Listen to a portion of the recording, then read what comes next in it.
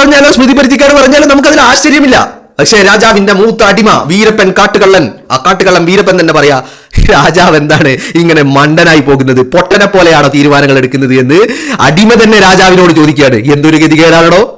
ഒരു ഭാഗത്ത് സഖാക്കൾ ഷഡ്ഡി കക്കുന്നു, മറുഭാഗത്ത് ഷഡ്ഡി കട്ടത് മുക്കാൻ വേണ്ടിയിട്ട് പ്രതിപക്ഷ നേതാവിനെതിരെ എന്തെങ്കിലും കൊണ്ടുവരുമ്പോൾ അത് അതിന്റെ നുളയിലേ ചവിട്ടി തേച്ച് കളയുന്ന അവസ്ഥയിലേക്ക് കാര്യങ്ങൾ കൊണ്ടുചെന്നെത്തിക്കുന്നു. വല്ലാത്തൊരു ദുരവസ്ഥ.